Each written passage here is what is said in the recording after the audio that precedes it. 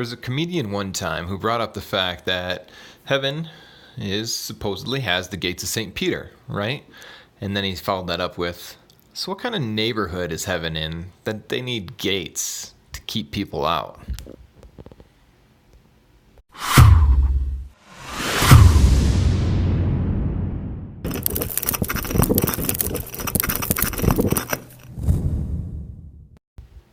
So while a lot of people would choose to believe that's symbolism or something to describe something that maybe we can't understand, and as valid as that may be, maybe it's true. Maybe it's an absolutely physical feature of the realm of heaven.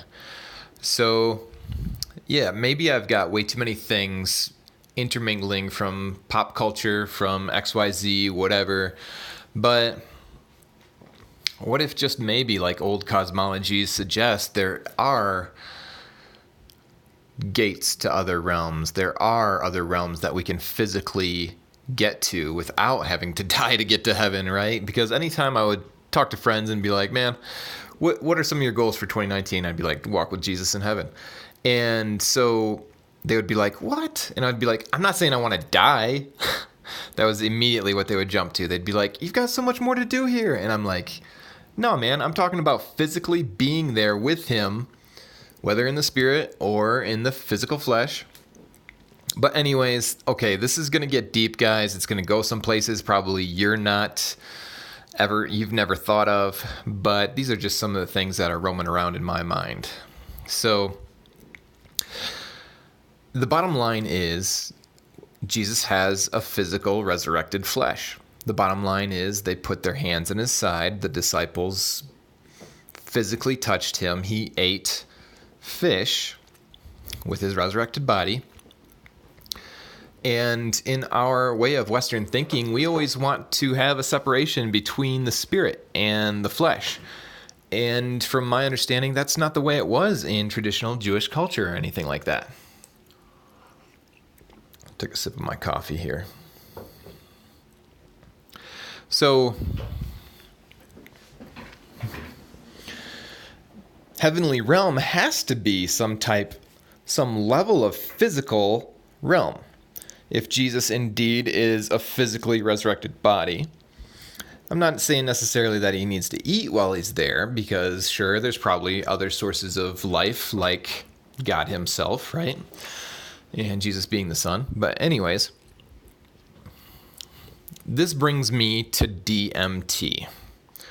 So dimethyltryptamine, I think, or dimethyltryptamine, is something that Joe Rogan's got a documentary about. And now if you look at it, he looks very young comparative to his podcast videos now. But they talk about basically DMT is produced by your third eye, and your third eye is pretty much at the center of your brain, like one of the most protected areas. And a lot of the foods and the other things in our world today are calcifying that and making it of no use. So it's very interesting that once you start to decalcify your pineal gland, the things that'll happen, or if you actively focus your energy and your spirit on using your third eye, the things that'll happen. So this can go into so many different things, and yes, there's now people out there smoking DMT. Personally, I've never done it. I'm not saying I'm against it, but the bottom line is you can unlock DMT that your body produces and makes itself, and you don't need exogenous DMT. If you know me, if you've heard my other videos on ketones, etc., you don't need exogenous ketones, you don't need exogenous DMT. Through meditation, prayer, and focus, you can also release your own DMT. And in my experience, I have released my own DMT. I've gone into different realms of, if you will, DMT trips, but more traditionally called meditation and prayer. And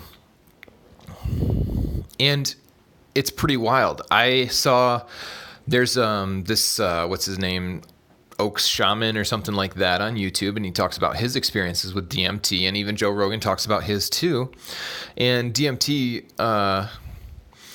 there's another YouTuber who I saw break down this Shaman Oak's archetypal figures that he met, that he encountered, that he interacted with during his DMT trips. And it was all very fascinating, and I felt was very right on, because some of the same archetypal figures I've actually encountered through prayer and meditation, and been able to help my friends when praying for them as they've asked for prayer.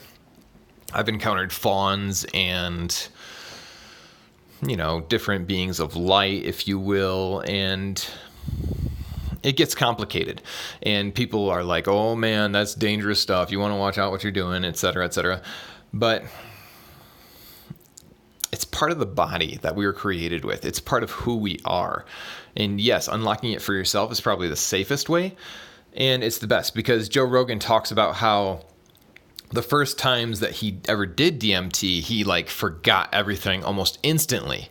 And from my own experience, the more I unlocked it through prayer and meditation, the different areas that I experienced was deeper, more calming, more of a journey within.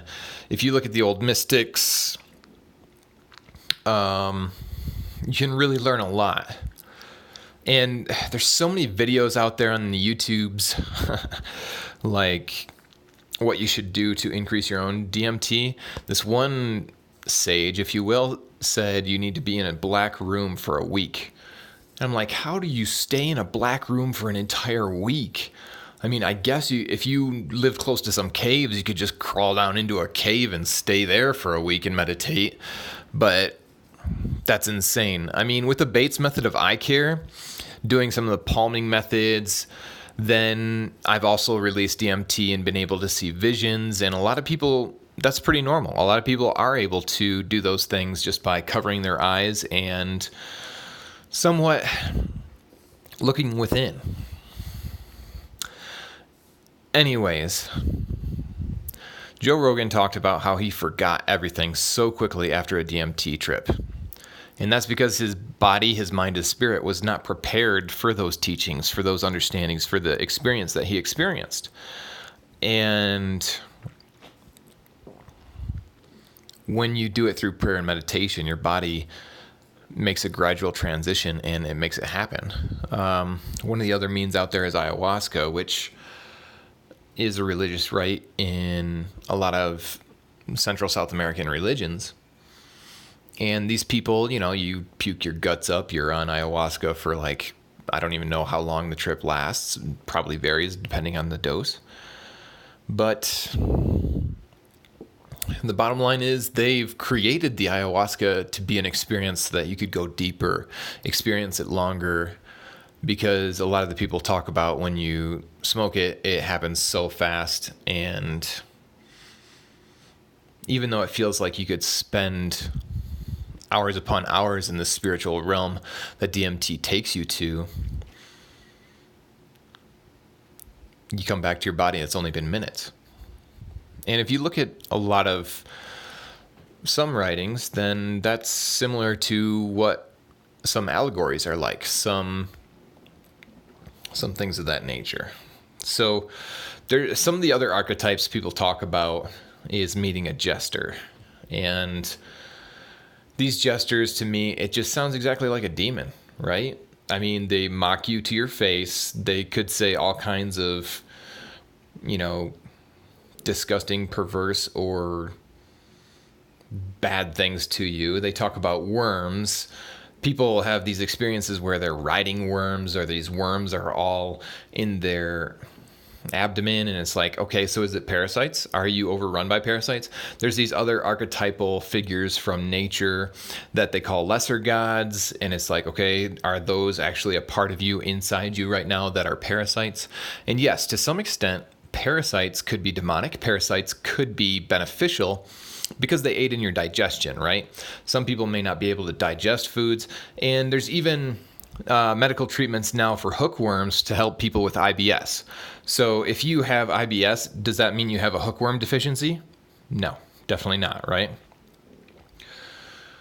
Some of the other videos I've seen it talks about many other beings that people encounter, and some of these are helpful and some of them are curious about you. And I don't know. I haven't really done DMT again, but again, just analyzing some of these other videos and things that people have talked about. I'm not going to mention any specifics here, but a lot of the times they appeal to human pride. They sit there and they talk to you and they say, "Oh, well, you're special. Not everybody can talk to people like us. You're unique, and that's why we want to come here to help you." But in general, Paul said, try the spirits and see whether they be of God. And ultimately, yeah, if you take into account, Jesus said, "Ye are gods," then there are hundreds of thousands of different gods out there. But I do believe there is only one true God.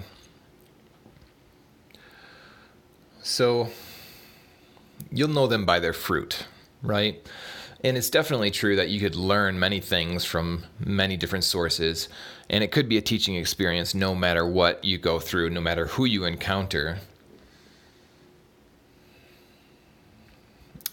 And is this all an oversimplification? You decide.